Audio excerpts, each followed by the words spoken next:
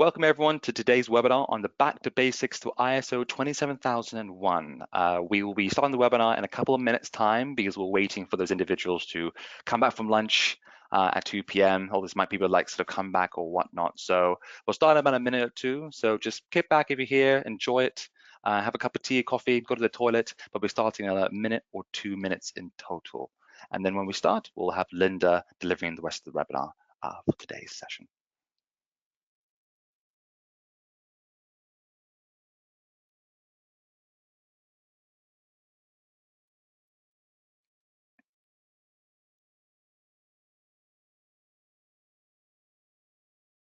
Yep, we can see some more attendees joining the webinar now, which is fantastic. We'll start in the next minute or so for those just starting, waiting for the last people to come back off lunch, and then we'll start the webinar in a minute or so.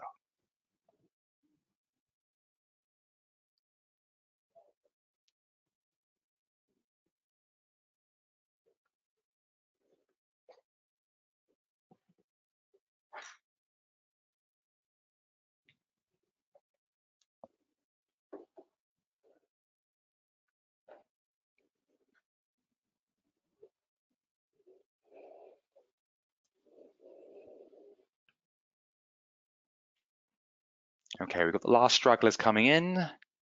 And then I think we're ready to start now. So I'm going to hand over to the very capable hands of Linda, who will be having hosting the webinar today. I'll be in the chat function. I'm Charles Beecroft, the training manager here at NQA. So any questions that you put in the chat, I'll be happy to answer as best you can. And I'll hand over to Linda's hands for the moment. So thank you, Linda. Thank you. Hi, welcome. Thank you for joining the webinar today for ISO 27001 Back to Basics. My name is Linda. My background is with accounting and corporation tax software and then compliance for a hosted solutions company managing the integrated management system of ISO 9001, 27001 and 20000 for 3 years. I passed my CISM exam certificate in information security management principles in 2018. In January 23, I became a Chartered Quality Professional member with the CQI, the Chartered Quality Institute. And then last year, I passed my ISACA CISA exam, the Certified Information Systems Auditor. I've been part of NQA since last October as Regional Assessor, and I'm Lead Auditor for 27001 Information Security, 9001 for Quality, and 20000 for Service Management. So, NQA is a certification body accredited by UCAS to ensure audits are carried out to their requirements. We're now part of Kiwa, and as you can see from the slide, we have a global reach and hold numerous accolades. Any questions throughout the webinar can be put in the chat and will be answered at the end of the session.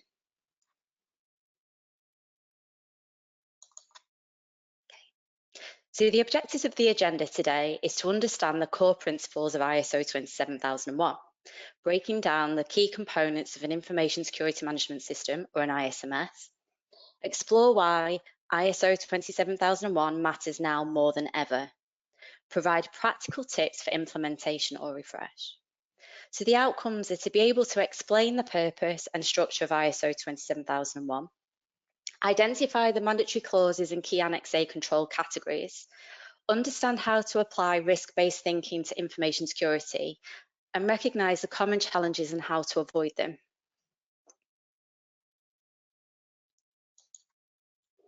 So what is ISO 27001?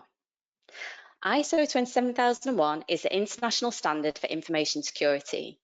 It provides a systematic approach to managing sensitive company information. It's not just about strong passwords or firewalls, but building a culture and framework where security is embedded into every process. To comply with ISO 27001, companies must develop and implement policies and procedures which include risk management, so identifying potential threats and vulnerabilities, assessing their impact and looking at how these can be mitigated, monitoring and analysis of the management system to ensure it remains effective and the continual improvement of the ISMS. As the company and the risks evolve, you want to be staying ahead of them. The ISO 27001 helps companies to protect their data, build trust with stakeholders, and stay resilient against cyber threats. It's not just a certification, it's a commitment to security excellence.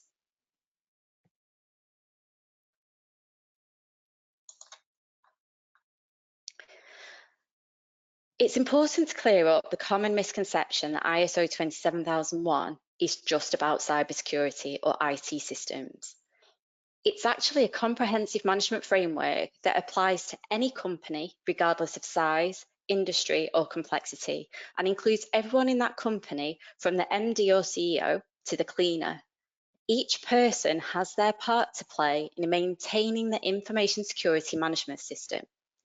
So, for example, the MD or CEO will support the culture of security in the company. HR or people services may help to ensure employees are trained and aware of their responsibilities, especially any new starters. Whilst the cleaner may notice an unattended document that should not be left out, and they can help get that rectified. It's not about technical expertise, but awareness, responsibility, and consistency throughout the whole company. Let's be honest, no system can guarantee zero breaches. Just think of the high-profile headlines regarding security breaches that we've heard in the news recently. But what it does promise is a structured, risk-based approach that helps you to manage and reduce information security risks in a consistent and ongoing way. It'll provide the tools to take control of information security, not just react to threats, but to proactively manage them.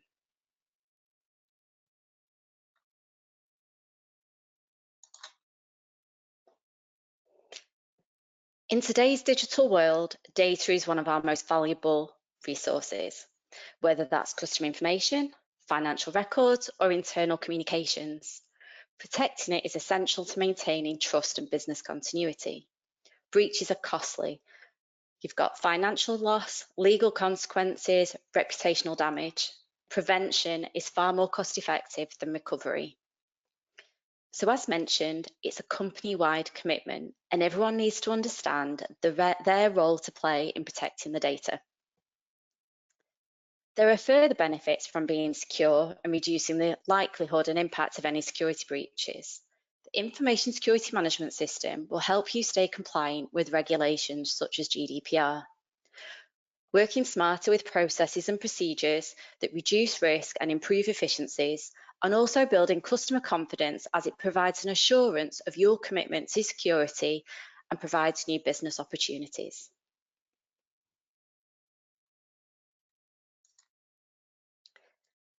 The standard is structured like many other standards that you may be familiar with, such as 9001 for quality. It is in three main parts. Clauses 1 to 3 are introductory, covering the scope, references, and definitions. Then the section you'll be more familiar with is clauses 4 to 10. These are the mandatory core requirements for building, maintaining, a management system. The difference with the ISMS is that it also has Annex A, which provides a list of 93 controls grouped into 4 categories: organisational, people, physical, and technological. Together, these sections form a comprehensive framework for protecting sensitive information.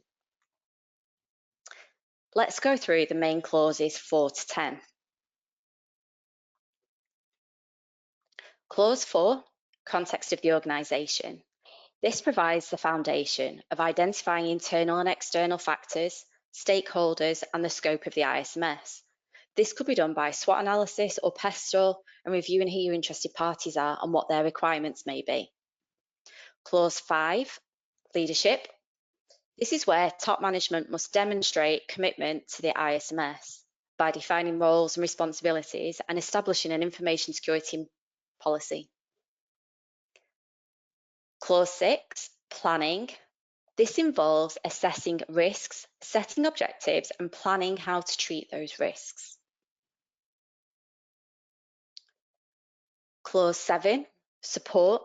This ensures resources are available, employees are competent and are aware of their own responsibilities relating to security, and that documentation is properly managed, such as using version control and sensitivity labels.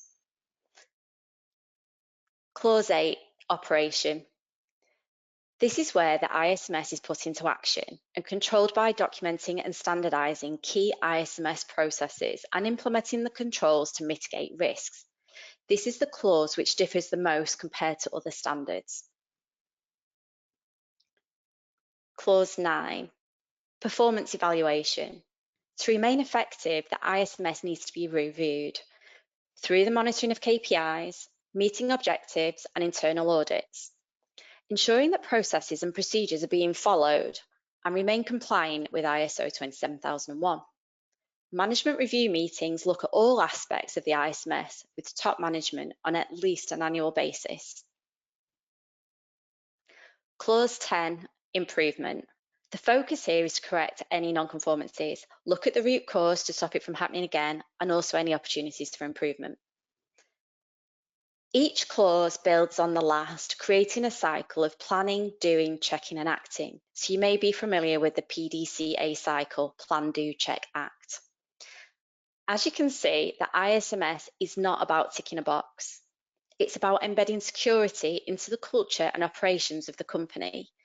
By understanding the business, its structure, and the requirements of the interested parties, it helps to implement the ISMS more effectively and stay compliant with any applicable regulations.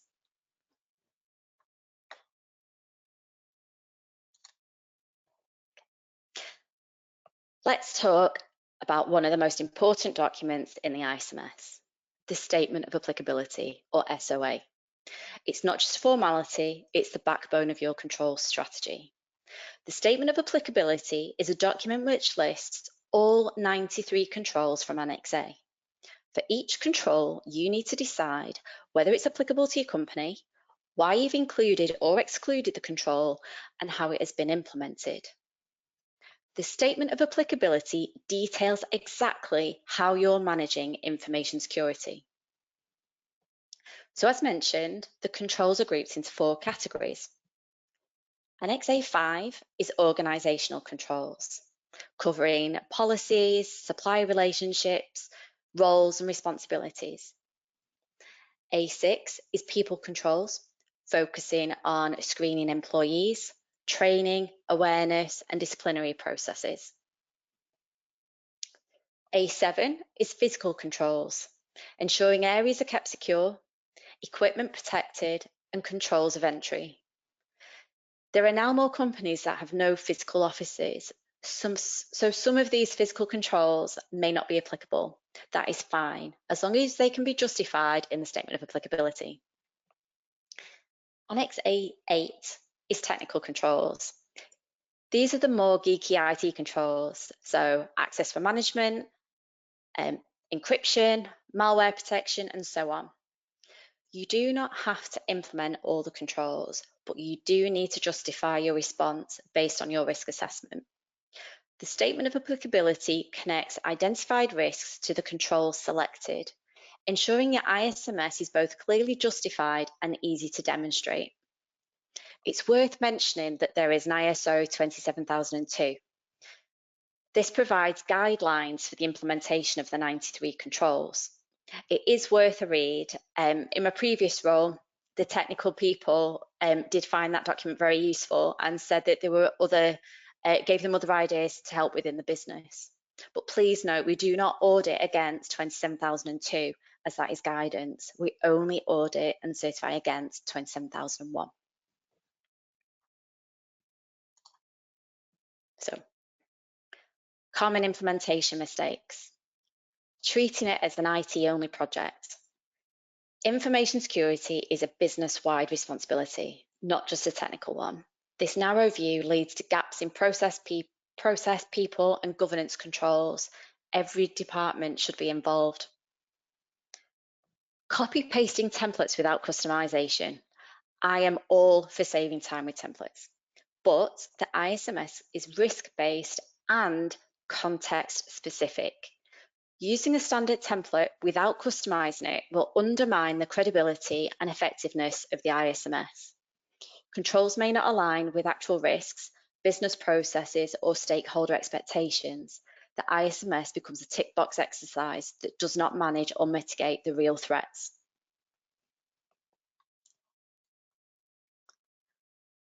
Focusing too much on documentation. Just because you have a procedure does not mean that you are compliant. As auditors, we look for evidence that the procedures are being followed. If the procedures you have determined have not been implemented correctly, then this is a non-conformance. Ignoring top management involvement. Without top management, the ISMS will lack a strategic alignment, adequate resourcing, and organisational buy-in.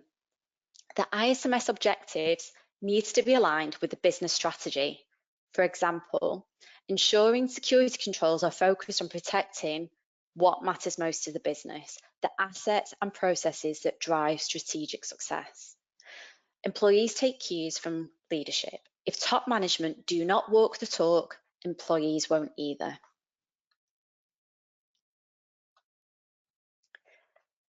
Inadequate risk assessment. By not completing the risk assessment accurately, you could be missing key threats, assets, or vulnerabilities. This could leave real vulnerabilities unaddressed. Use a structured, repeatable method to identify risks by mapping assets, threats, and vulnerabilities. Involve key people from around the business, then assess each risk using consistent criteria for likelihood and impact. The priorities for remediation will then be determined by the requirements of the company. Human error remains one of the most significant threats to the business security. By embedding security into the culture of the business and ensuring ongoing security awareness training, businesses can significantly reduce the likelihood of accidental breaches, data loss, and non-compliance. Regular training for everyone, including the CEO, is really important.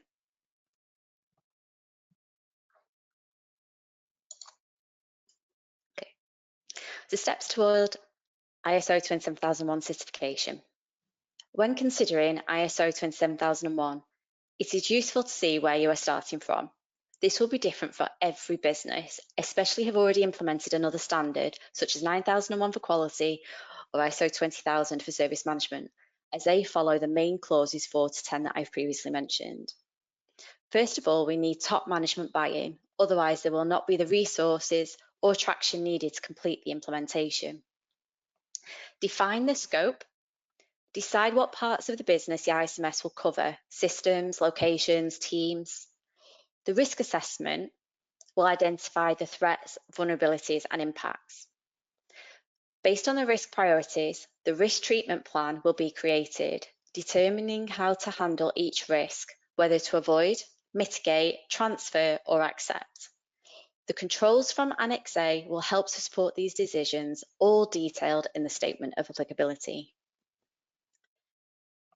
Your policies and procedures need to be determined, and as security is everyone's responsibility, training and awareness courses need to be run for everyone, including top management, and these should be at least annually. Internal audits will then need to be conducted to ensure processes and procedures are being followed and that they comply with the ISO requirements. You need to ensure the controls are working and management have reviewed the ISMS, looking to drive compliance and continual improvement. It is useful to review the standard and question how you would evidence each element, such as for clause 9.3.2 management review inputs, I'd be looking to see the management review agenda and the meeting minutes, ensuring it covered all the aspects noted in A to G of that clause. Once you are satisfied that all aspects of the standard have been covered, you are ready to invite an accredited certification body to assess your ISMS. Your chosen certification body will then send an audit plan in advance of the scheduled audit, so you can ensure the correct people are available during the audit.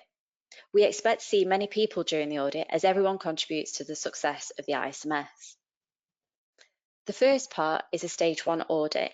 This is essentially a readiness check.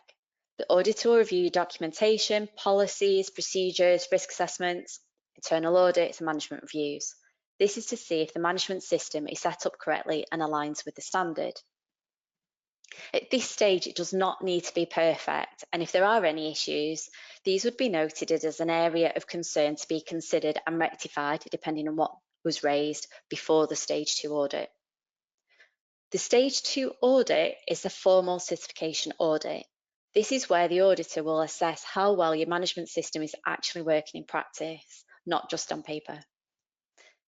There will be an on-site tour to review physical controls, interviews, observing processes, and examining records to verify that your policies and procedures are being followed consistently and effectively.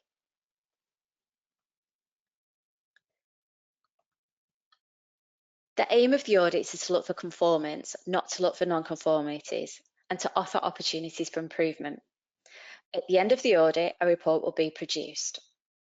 If your ISMS meets the requirements of ISO 27001, is fully implemented and effective with continual improvement and support from leadership, the auditor will recommend certification. This is reviewed by the technical team, and once completed, your certificate will be issued.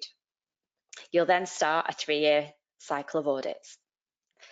The first audit after certification is Surveillance 1. The second is Surveillance 2, and the third is known as the recertification audit. At each audit, the mandatory clauses need to be covered. Over the 3 years, all processes and controls need to be audited. These are noted in the 3-year matrix at the end of the audit report and are a guide to what to expect during the upcoming audits, though this can change as long as over the 3 years, all aspects are covered at least once. So to conclude, ISO 27001 provides a robust framework for managing information security, which is risk-based and aligned with business objectives. Data is treated as a critical asset, something that must be protected not just by IT, but everyone in the business. Responsibility for information security is organisation-wide, and success depends on clear roles, consistent processes, and ongoing engagement.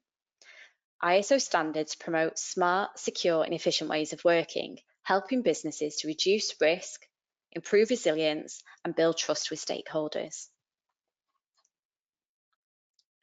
Before engaging with a certification body, it's essential to conduct a gap analysis to understand what is already in place, identify areas for improvement, and avoid reinventing the wheel.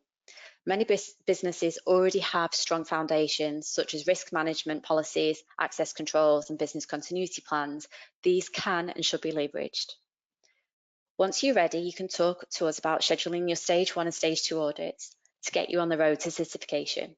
Ultimately, ISO 27001 isn't just about compliance, it's about creating a culture of security that supports the long-term success of the business.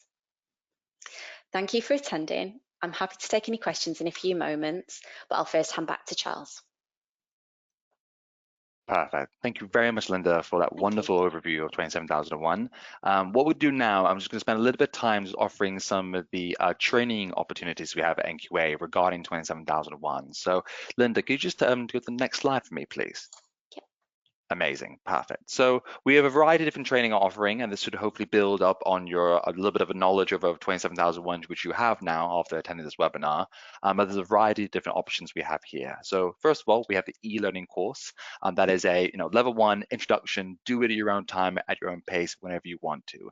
And you might have seen it online that we've actually got a new version of this that is much more engaging, much more interactive than we had in our previous versions of that as well. So check it out. I might put it actually. It's on our LinkedIn if you have that chance to look at that. And as you look at our website, it's also a wonderful video showing how interactive that actual new webinar is.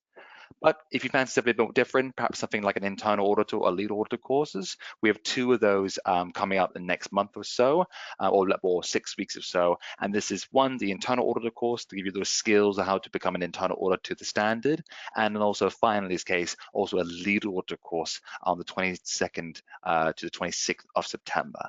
This case is for those individuals who want to actually go out and conduct external audits or third-party audits. That gives you that skills and needed to actually learn exactly what you need to apply the theory of 27001 to real practical lifelike experiences of an actual audit, as Linda will tell, as having done this as part of her job. And then finally as well, as you can see there, 27001 links closely to 9001, that sort of bread and butter standard for quality. And likewise is the same level or type of e-learning that we have for the 27001. We've got lots of videos showing what it looks like. So go to our website, check it out, and you'll see that in detail. But now, Linda, if you can go to the next slide, please, just for my sake, I can kind of show you in terms of how the actual pathways look. And this is where 27001 links in quite closely with a variety of other standards that are in that sort of 27001 or 27,000 family or the information security. And we'll start off first with the, if you will, the middle sort of pathway, the information security pathway. And if you're sort of understanding where you want to sit on that, it starts off with the e-learning, sort of introducing you to the standard, having understanding what actually the controls are, that links with different clauses, etc. Then we move on to say tutor-led introduction and implementation training. So this is where you have a tutor explaining and talking through the standard in detail, and also the implementation part, how to actually put one in place, an actual information security management system for organization. And then as mentioned before, that internal auditor, so you learn how to implement it, now you know how to audit against the criteria, against the requirements. And then finally, that 27001 lead auditor course, where you actually know the standard pretty well, you know how to internal audit, you know how to implement it. Now you can now lead a team of auditors and conduct external audits for yourself or for a certification body. So that's the bread and butter, that part there. There are two other pathways you can sort of obviously tangent off, and we'll start with the bottom part, and that's the cloud pathway, and that's also referring to 27001 related, but almost an add-on to the scope for cloud-based systems. And we have two standards in that case. That's the 27017 and 27018, quite closely linked to each other, and we've got two lovely e-learnings on those different standards there. It's a bit of a niche one. We expect this to get bigger in the coming months and years, but for those individuals who have organizations that work with the cloud, these standards are particularly useful as sort of an extension to scope for 27001.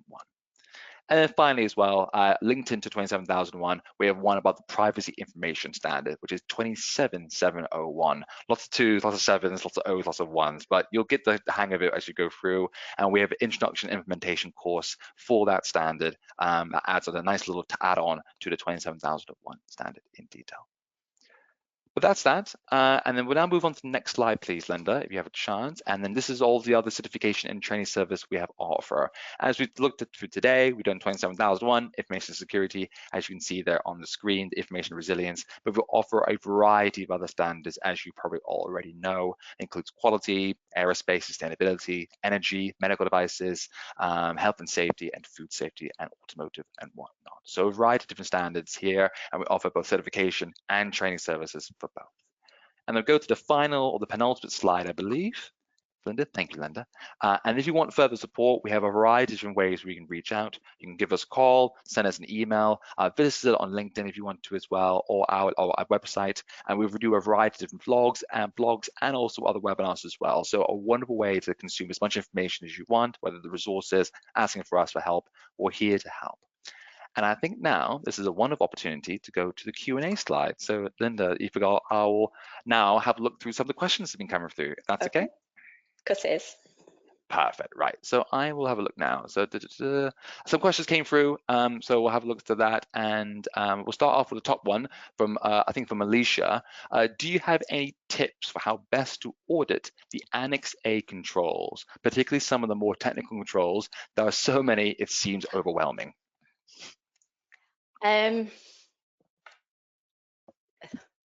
That's a hard one actually, because you do need to audit all of them. I think it's breaking it down. And if you look at the controls, although you've got your four categories, there's also potentially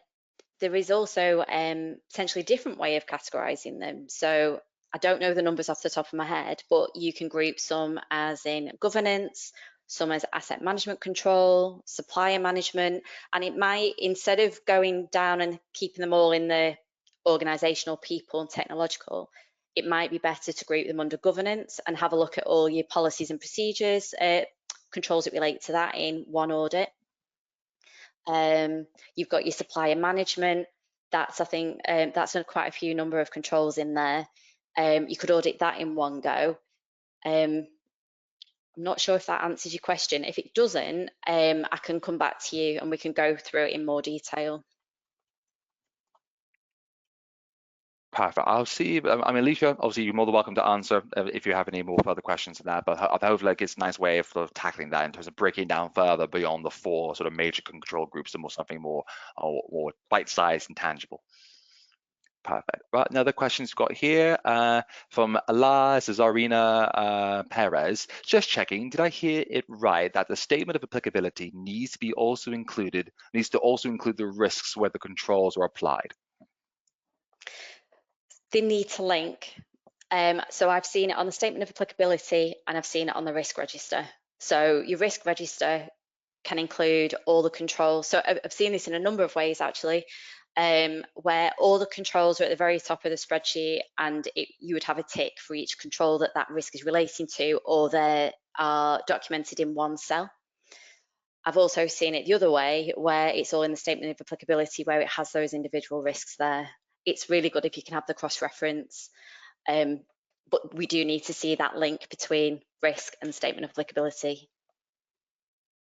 Perfect. Hopefully that answers your question, but we'll take it. If you have any questions from that, we'll take it from there. I think we've got a question from David. What does Annex A look like? I've responded this into the chat, but just for everyone here as well. Annex A is actually located at the end of the 27001 standard. But if you do want to see the full list as well, I believe there's also a full list on the website.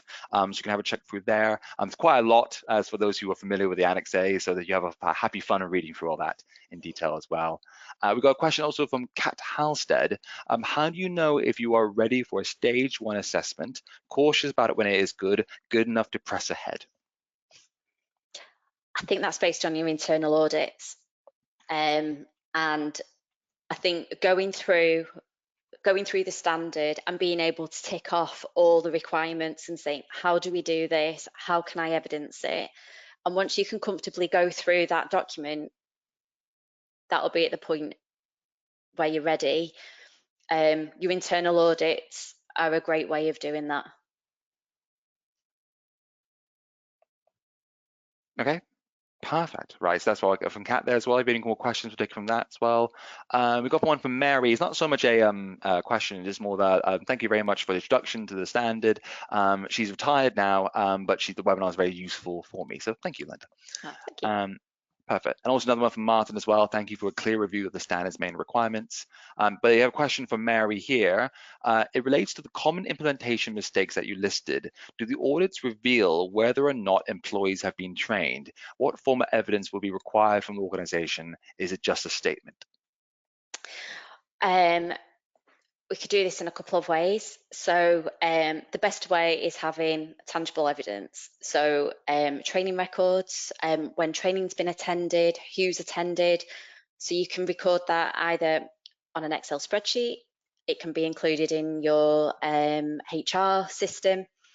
We'd also, when you go round and do the audits, we can ask some questions like security questions. Do they know where the information security policy is? That type of thing. So there are a number of ways, but we'd like to see documented evidence that a training course has taken place. And you need to make sure that it is annual as well, at least annually. Okay, at least annually. Perfect, thank you. We have a question from Yuli Prawanto. Thank you for your presentation. As we knew that the maritime cybersecurity is applied globally.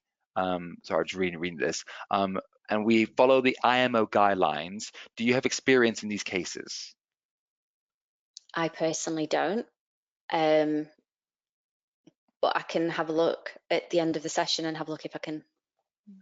Sure, perfect. You did this sound a little bit like more of a consultancy kind of question potentially there as well, because that might be related to business. Obviously, just to remind everyone here that obviously we're a certification body, so we can't really advise on how we can help a particular business, because that would sort of layer into that consultancy area there. So we can help as much as we can, but there might be a line there that we don't want to cross. We've had one from Greg Palmer. As I understand it, the Cyber Essentials, so in brackets or in inverted commas, Cyber Essentials is a government-recognized system for information security. How does ISO 27001 stand up to the government contract requirements? So I'm not sure what the contract requirements are, but Cyber Essentials, if you're looking at the detail of Cyber Essentials, they are very similar to the ISO 27001. ISO 27001 is a management system where Cyber Essentials is ensuring that a clear defined area is secure. So they are two different, but they are similar in certain respects. Okay, perfect. So hopefully I answered your question, Greg. But if you need any more follow-ups, let us know, and we can follow up from that. I've had a question from Vidya. What kind of risks and opportunities has Linda come across in client audits? I think just common risks, common opportunities potentially. But Vidya, correct me if I'm wrong there. But any sort of common risks and opportunities?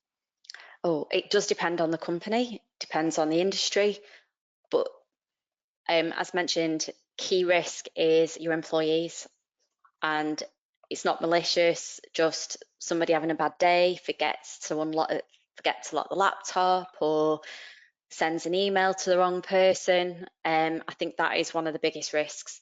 There are lots of different controls in place depending what information that person has access to, and that would be for you to decide. I think the employees is the big one. Cool, perfect. Thank you for that. From Ryan McNally, this is an interesting question. Are there any plans, if Linda knows, she may not know, but she may know, any plans to incorporate any AI controls in ISO 27001? I would expect in the future, as you may know, 27001 is 2022. So it's only recently had an upgrade from 2013.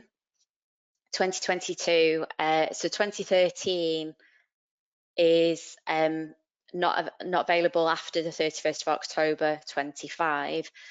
I would be surprised if they updated the standard in the next couple of years. Usually it's at least 5 years before we go into a reiteration of that standard. There is, though, the new AI standard, which I think is 42,000, but I haven't had that much exposure to that one. But yeah, there is an actual standard for AI now.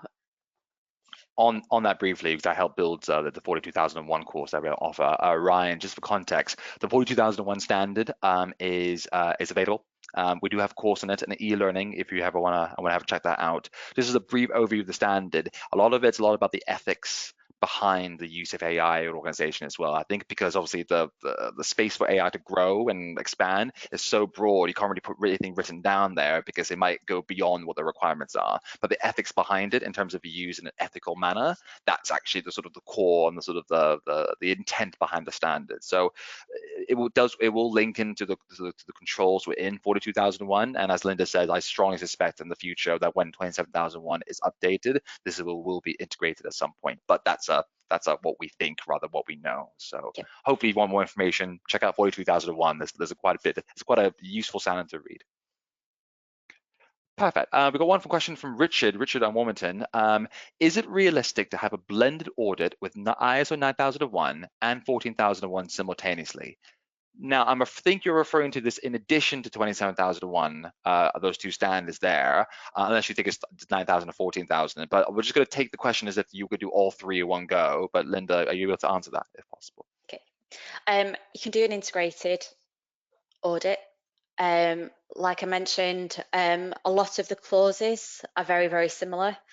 So an integrated management system would reduce the time it takes for you to manage the 3 different management systems, because quite a lot of it is the same. And it would just be making sure that the auditors have got those relevant standards. So it might be that you have a number of auditors and they will do their respective areas during the audit plan. Okay, perfect. Richard, if you're talking about just doing an audit for 9000 and 14001, we do that as well. Obviously, Linda focuses more on the 27001, but obviously that's Linda's question. I have a question from Steve. Going back to the Annex A controls. Which of the Annex A controls do you find is the most misunderstood? In his experience, organizations often miss out on the benefits of an effective approach to threat intelligence.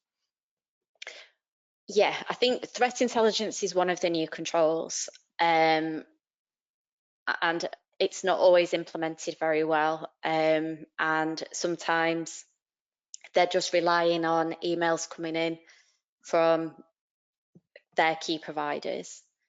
I think one of the controls that does get misinterpreted is it's one of the end of the technical controls, and it's about setting the environment. So when you do a pen test, they have to change your environment to do that pen test, and then they're supposed to put the environment back to how it was before to make sure it's fully secure. The wording of that control, I think that gets misunderstood, and I don't often see very good controls in how environments are managed whilst there is a pen test going on. A good way would be the change management process, and ensuring that there's a change management process to put the environment back at the end of the pen test. But I think that's the one that gets misunderstood from my experience the most at the moment. Perfect. Thank you. And also that, Steve, as well. I mean, I'm going to put this question out to everyone else in the chat. If everyone else has got any other thoughts and feelings about, whether they feel that there's a particular control that is misunderstood in their experience, put in the chat, put in the questions. We would love to hear this. So yeah, but thank you, Linda. Questions are coming in, still coming in. So apologies to Linda for this. We have one question from Mark. If I have ISO 27001, does that replace Cyber Essentials Plus? Doesn't replace it. They're two separate. It's like I said, 27001 is a management system. Cyber Essentials Plus is it's verifying that you've got certain technical controls. So the scope of the Cyber Essentials Plus is smaller than the scope of your management system, but they both do serve a purpose. Perfect. And quite nicely as well, he put a follow-up question as well, or should I keep both certs? And I think Linda's answered that question there in terms of the actually two different and things. I think suppliers now, and you'll see this in your Annex A controls for suppliers, is making sure suppliers have their own that they're managing their own security correctly. So it may be that you manage your suppliers by asking for their certificates, and if you're doing that with your suppliers, people will be doing that for you as well. So I'm expecting you'll probably be getting supplier questionnaires asking for your certificates, and it just gives that extra assurance that you're following security, one with the management system, and then you've had verification of specific technical controls, and if you've got plus, then you'll have had the pen test as well. Fantastic. I hope that answers your question, Mark. And this links in quite nicely with the next question, is all about suppliers. So another question from Gavin. Our company receives support from a third-party IT provider. Probably know where this is going. This is probably a common arrangement. Do you have any guidance on how best to manage this relationship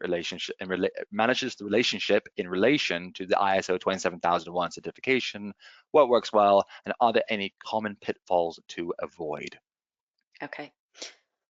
So it's fine to have outsourcing as long as that is managed and controlled. So you need to ensure that you've got a contract, and this is detailed in the Annex A as well.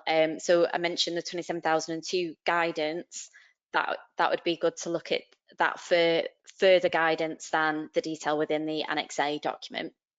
So you need to ensure that you've got contracts in place, that your roles and responsibilities for both parties are clearly defined and measurable. KPIs, they're measured, they're regularly reviewed, your SLAs, and you need to ensure that if you outsource any of your activities, that the SLAs from your supplier is the same or better than you've offered to your clients.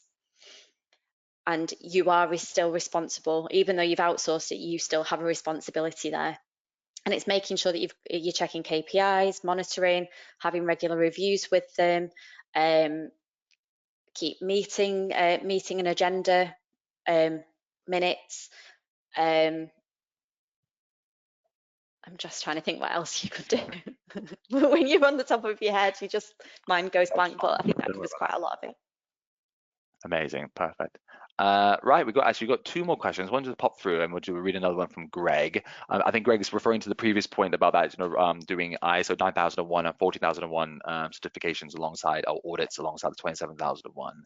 He says, as with the most of the ISO standards, I trust ISO 27001 can be integrated with the likes of, say, ISO 9001 and 14001, so that after recertification audits, you can link them together as one, so that they're audited together. Yes.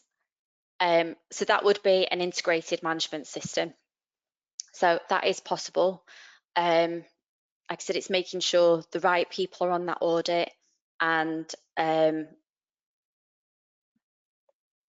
it's just making sure that all elements of all the standards are covered. There's quite a core, the core clauses, majority of that are the same for all three standards, but they do have some differences that we'd need to make sure that they are audited separately. Okay, perfect. Hope that answers your question, Greg, but if you don't, then I'll put another question to the chat. And anyone else as well, if we've answered your questions, please, if you feel like we haven't answered or any other more fuller points, just put in the chat and we'll talk through them as well.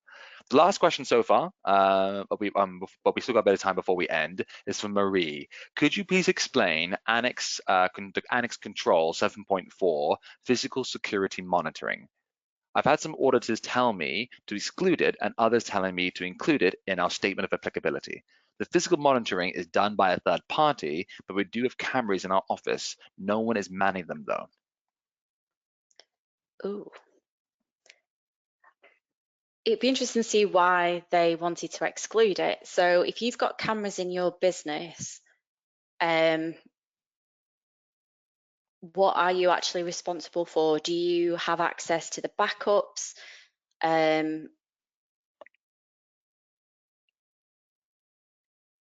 to think why it would be excluded. I think we might need to come back to that one, if that's okay.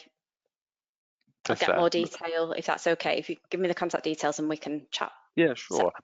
Marie, we do have your contact details as well for the webinar potentially, but if you want to put your email that's best to contact you privately via to myself, we can record that, and then we can get back to Linda when we have an answer. Linda and I can do that. So, no worries, thank you. We've got no more questions. We've had about 20 minutes of questions, Linda, so we definitely put Linda through her paces. Well, we've had a point here from Vidya that in response to that, actually, third party should have monitoring records. That might be the case. We'll double check that just to confirm. But yeah, we definitely put Linda through her paces the last 20 minutes or so. We do have 13 minutes left if you have any questions, but if we've got nothing for the next 3, 4, 5 minutes, we might just end it there. But we'll give everyone the space and time if they want to ask a question. Or they can have a break. It's up to you. Or we could definitely give Linda a break. But ask away if you have any more questions.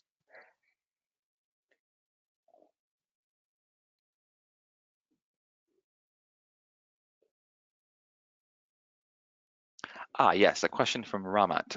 If NQA cancels the certification of any company, does the same company can the same company apply again for recertification? Oh, it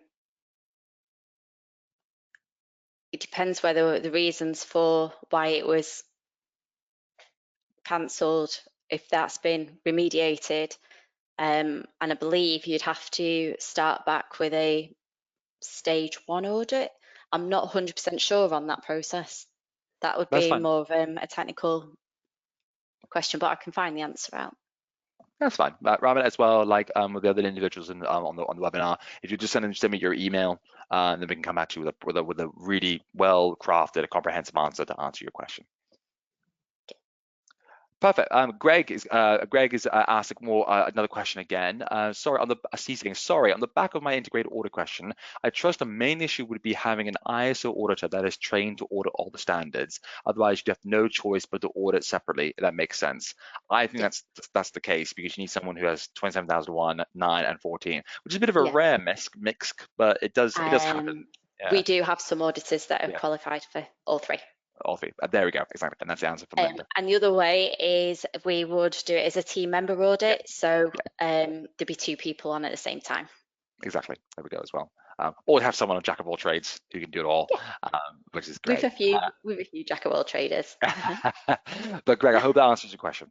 Perfect. What have we got here? So Ryan McNally, in terms, another question from Ryan. In terms of integrated management systems, will you provide an audit plan pre-audit so the company knows what will be required? Yes. So before any audit, you should get an audit plan within 6 weeks. So that will allow you to make sure you've got resources available and the right people who are available at the right times. So you'll then be able to plan if there's an issue that maybe somebody's on holiday or I don't know, not available, then you can speak to your auditor and they can look at the 3-year plan and make sure that can be, whether they can see whether that can be moved or not. Because like I said, everything has to be covered within the 3-year cycle. So if it's down for a surveillance 1 audit and that's not going to work out for you, that's not going to work out for yourselves, we can move that to the surveillance 2 audit. But speak to your auditor, they'll be able to help you. But you should get notification before the audit of who's going to do what when. Perfect. Ryan, I hope that answers your question. Another question from Vidya. The standard talks about the risks and opportunities. I was wondering what kind of opportunities can arise during risk assessments. Oh, now you've really put me on the spot and my mind has gone completely blank. I can answer a little bit here if you'd like. Yes, please. Go on. Yeah, so just this is my little 2 cents. Obviously, I mean, Linda's the expert here, but from my brief sort of experience with this as well, I know quite a lot of organizations will have a very, very in-depth, detailed risk assessment or risk register, which is fantastic. But often what will happen, they won't actually have any opportunities. It'll be sort of it's risks and opportunities for a reason, and I think it's important to classify that as such. So I think for that, I think one sort of thing I've seen it from several organizations where a lot of time and effort and risk register, but nothing opportunities. So that's an opportunity potentially for organizations to go, right, actually, let's actually beat this out. Let's actually make this more robust and have both opportunities and risks in equal measure. But Linda might have more further thoughts on that. Yeah, my mind is completely blank at the moment. I'll come back to you on that one. Sorry. Perfect as well. Nice answer for Vidya. So there's some reassurance for me. So I appreciate that. Amazing. Got a question now from Iris. Would you agree that one auditor should not cover an organization for a 27001 audit solely infinitum? Should a cert body rotate the auditor? I guess you're asking it. I guess you're asking it, Iris, in terms of like there's not the same auditor for each audit for X amount of time. Is that correct?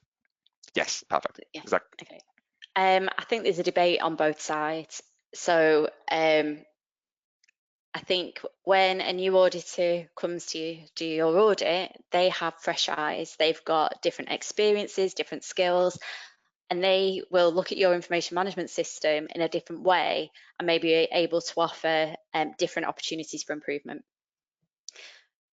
On the downside, maybe, is that when that auditor comes to do the audit, they have not got as much experience of your context, your processes, and it's quite difficult to go on an audit and try and grasp all that in one meeting. So it is nice to go back to the audit, to do that audit on a second time, because then you've got a heads up straight away. You've been to the company, you know what the context is, you understand their processes and why they do the things that they do and the way they do them. So, but familiarity, you do possibly lose a few more of those opportunities for improvement. So there's pros and cons for either way. I don't know if that helps. No, it does. It is. I think it's a debate, right, between the two as well. Obviously, on top of my head as well. If we did the previous audit from 3 years ago, you will written the audit report. You'll see your workings, and you expect that within X amount of time, if there are non-conformities or opportunities for improvement, you expect those to be closed out in a sufficient amount of time. And they haven't, then you've had that conversation, and you know the context behind that as well. But then, as you said, that if familiarity might breed perhaps maybe like maybe we can go into it too much detail perhaps as well. So it's debate. Iris, I hope that answers your question. And she has a follow-up response. Thank you. So possibly a team approach would be good for a larger organization. Yeah. Which I think is a fair point. Okay, what else have we got here? Let's have a look. Lots of comments.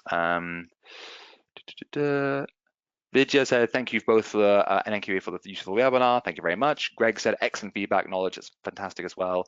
And another question from Vidya, is there a UCAS requirement that says the same auditor can keep auditing the same client for years?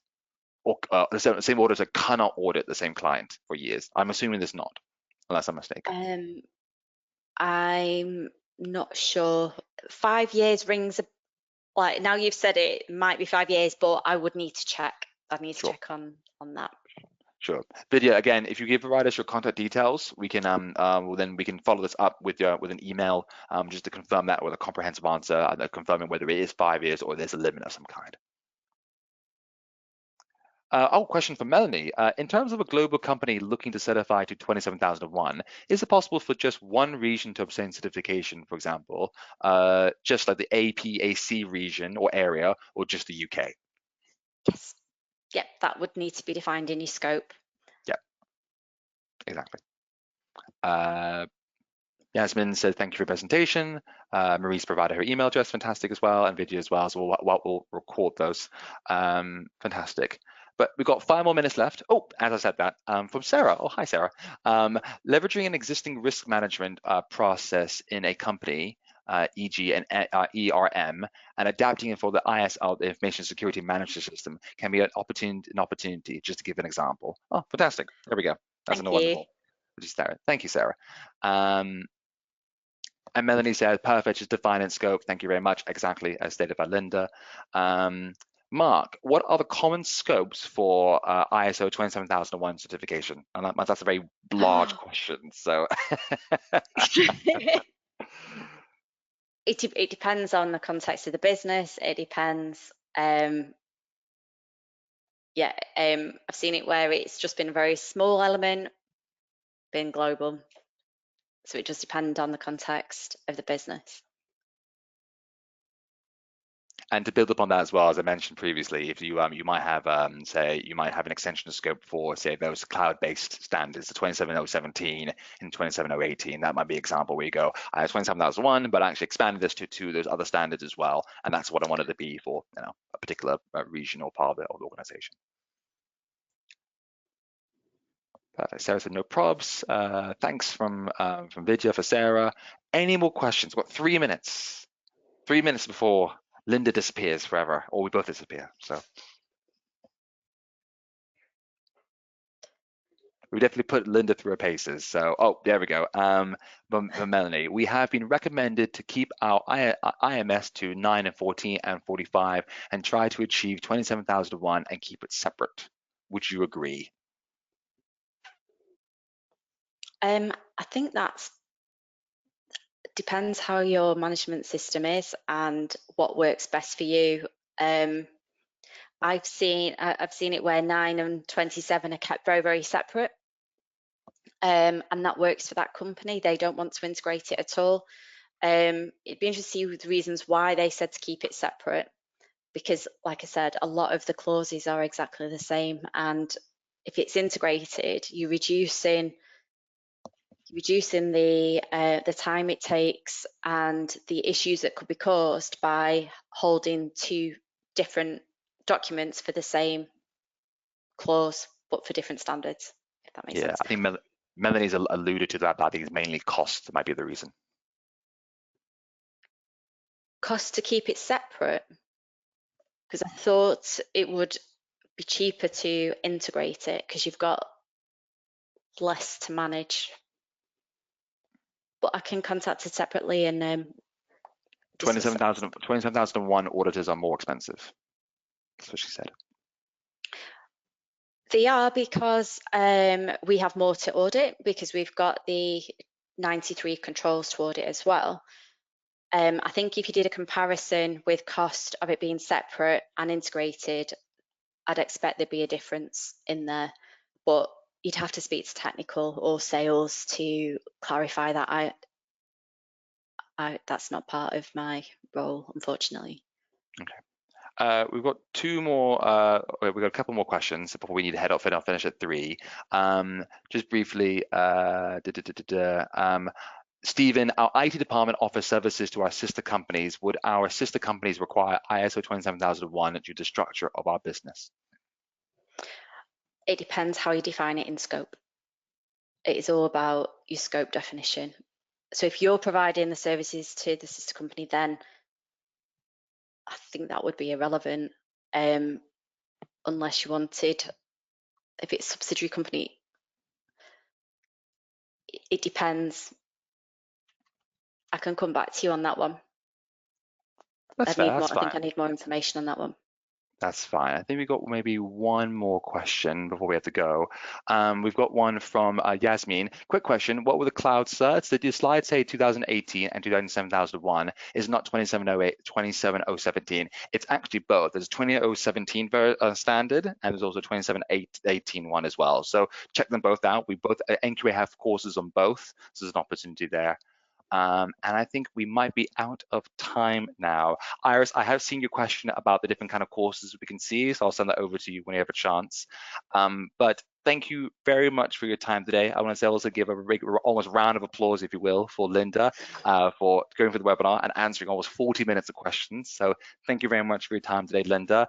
Everyone here who had a question or has any follow-ups, put your email into the chat, and then we can follow that up as best we can. But do any questions outside this webinar that come to you at say 2 a.m. in the morning randomly, as they do tend to happen, please just send an email to inquiries@nqa.com, or any training inquiries, just put training@nqa.com, and we'll be more than happy to help.